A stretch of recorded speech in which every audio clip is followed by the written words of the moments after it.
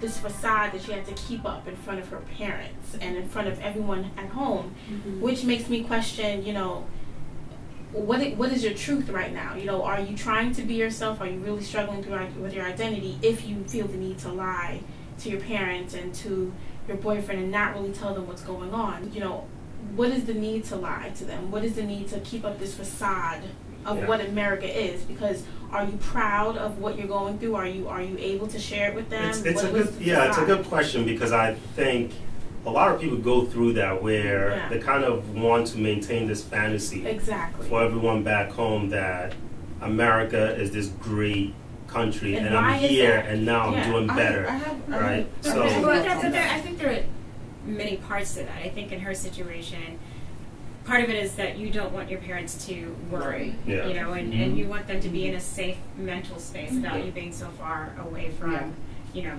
home. I think that that's a lot of it. And I do think her age and really plays a lot into how she responds to a lot of these things. I do think that as an older person arriving in America, I think then you are more able to question if that person's being truthful to themselves, because I don't really think that there is as much, you know, you're self-sufficient now, you know, so your parents might worry, they might not, but I think maybe the older you are and the more that you play into trying to keep up this facade, the more that I would question what the motive is. I want to go back to your question. The question you were asking. Right. Is the identity forced, or is it something that's, you know, that we kind of take on? Yeah. And you also came here for college. Right. Right. So for me, this whole notion of identity, I think it was something that was kind of like thrust upon me, because I was very comfortable with who I was, but then the more I kept hearing about this whole identity thing, I was like, okay, well, what is going on? Yeah. So then you get like in this sort of like zone where you're trying to find out who you are and what you're all about. Yeah. But it's like it's not like you've been like unaware about it or anything. Yeah. I think it's kind of like it's been sitting there in the horizon and you just haven't like reached out to it. Yeah. It's like a hyper self-awareness. Right. Right. So I'm like, okay, so identity, I mean, is it like something that, you know, people throw upon us, or it's a real deal? I mean, I sort of get the fact that we are who we are, and sometimes we figure out who we are, especially when we're thrown, like, you know, in an environment other than the one that we're used to. So, but then, so the you know, and I like how she brings this up, because people can approach it in different ways. But the whole accent thing, right? And you know, I mean, it's something that everyone goes through, right? We always talk about I mean, the whole accent thing is something that everyone, because sorry, I said it bothers me that that's a thing. Why? Because it's real. That is a thing here, it or bothers it's me that it's a thing everywhere here, and it bothers me more that it's a thing in Africa. Okay. Because in essence, that is how people differentiate class on so many levels. Yeah. And the one thing that happens when you come to America or you go to London, and she speaks about this a little bit, is that these countries then become an equalizer. Yeah. Because everybody is out of has visa issues. It doesn't matter whether you grew up in VI or wherever. At the end of the day, everybody's coming in, and it doesn't matter that you went to a private school, whatever. The thing is, they're going to look at you, and they're going to look at me, and they're going to look at the black African American, and we're all black. And so I think the issue with race comes from this point of not wanting to be just put in the black pot. Like, no, but I'm other things. Yeah. You know, I have a different kind of history that isn't attached to this hypersensitivity to race. And that's a difficult thing to do, because you are at the same time experiencing what African Americans deal with race, because you share this. You do. And that's not something you can escape. So that's where that... It is. So it is an imposed thing.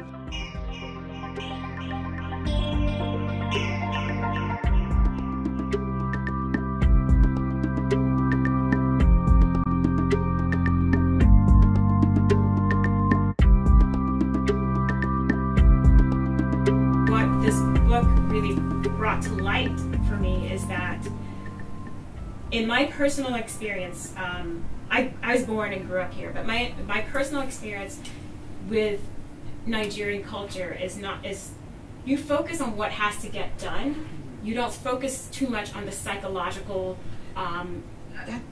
the struggle that goes with it, you know. And I think what's going on with her, you see her kind of slowly unravel, and no one is really talking about it, you know. And it's just like you're here, you get your education, and that's it. And I think that's a tragic part. Except for when her friend Ginika said to her, "Oh, you're depressed." Right, exactly. She says, no, I'm not depressed. You know, Nigerians, we don't do depressed. You know, and then so it's a matter of, okay, because we don't name it, right, because we haven't named it, defined it in Nigeria, doesn't mean that it doesn't exist. Right? And she just said, no, I'm just not depressed. But you said something earlier that kind of goes to this point where it was just like, oh, I don't think she was being true to herself. I don't think you kind of have the luxury to be true to yourself as like an African immigrant child. Yeah. Like they are Jews, they are black tax, if you want to call it. You know, it's not just about you. You are the one that's in America. It has different levels. You know, some people's parents have immigrated, so they're immigrant descendants. Or for this generation, immigration is still a very real thing. So not just for our generation, but our parents. So there's a lot of baggage there. But I feel like sort of the luxury of individualism, or like, oh, but how do I feel about this? And what about my needs and whatever is something that's very un-African. But I think so. On the flip side, though, I will say that when I came to America, when I first started living here, I was put in an environment where I was the only black person. How old were you? And I was 15. Okay. And I was in high school here, and I went to college, but I had left high school in Nigeria, had graduated, and I came. My parents made me do 2 more years of college, high school here.